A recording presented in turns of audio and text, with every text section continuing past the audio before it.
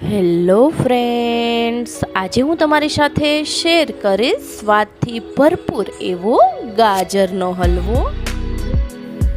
તો મેં અહીં 7 થી 8 નંગ જેટલા ગાજર લીધેલા છે. હવે આપણે એમાંથી બારીક એવું ખમણ બનાવી લેવાનું છે.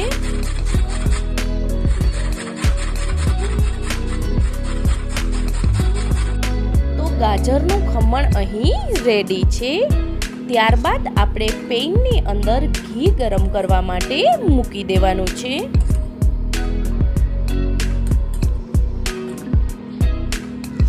ઘી ગરમ થાય ત્યારબાદ આપણે કાજુ અને બદામને અહીં રોસ્ટ કરી લેવાના છે.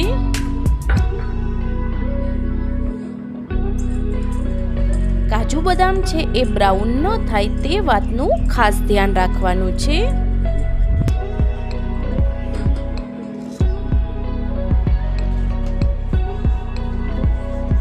ડ્રાય ફ્રૂટ્સ આપણા રોસ્ટ થઈ ગયા છે. હવે તેને આપણે એક પ્લેટની અંદર કાઢી લેવાના છે. તો ફરી એકવાર પેનની અંદર ઘી ગરમ કરવા માટે મૂકી દેવાનું છે. ત્યારબાદ આપણે ગાજરનું ખમણ છે એ એડ કરીશું. હવે 2 મિનિટ સુધી આપણે ગાજરના ખમણને રોસ્ટ કરી લેવાનું છે, જેથી હલવાનો ટેસ્ટ છે એ એકદમ સરસ આવે છે.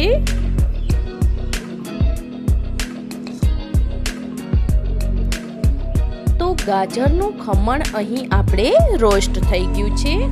ત્યારબાદ તેમાં આપણે દૂધ ઉમેરી દેશું. ખાંડ એડ કરશું. ગાજરમાં ઓલરેડી મીઠાશ હોય છે, આ માટે આપણે ખાંડનો ઓછો ઉપયોગ કરેલો છે.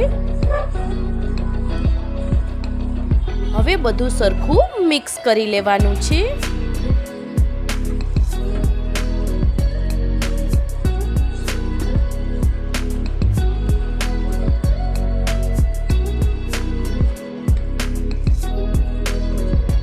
તો થોડીવાર માટે ઢાંકણ ઢાંકી અને આપણે કૂક થવા દેવાનું છે. તો દૂધ અને ખાંડ છે એ ગાજરના ખમણ સાથે બરોબર મિક્સ થઈ ગયા છે. ત્યારબાદ અહીં મેં 1 બાઉલ મલાઈનો ઉપયોગ કરેલો છે. મલાઈથી આપણો હલવો છે એ એકદમ ક્રીમી થાય છે. અને ત્યારબાદ એલચી પાવડર એડ કરીશું. હવે બરોબર બધું મિક્સ કરી લેવાનું છે.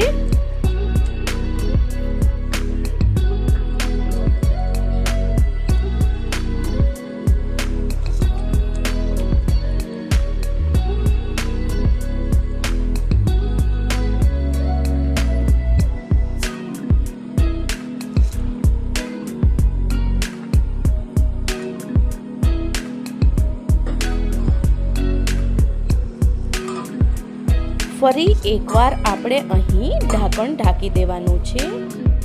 થોડીવાર પછી ચેક કરશું તો મલાઈ છે એ આપણી હલવા સાથે મિક્સ થઈ જાય છે. અને ઢાંકણ ઢાંકવાથી હલવો છે એ આપણો ફટાફટથી ચડી જાય છે.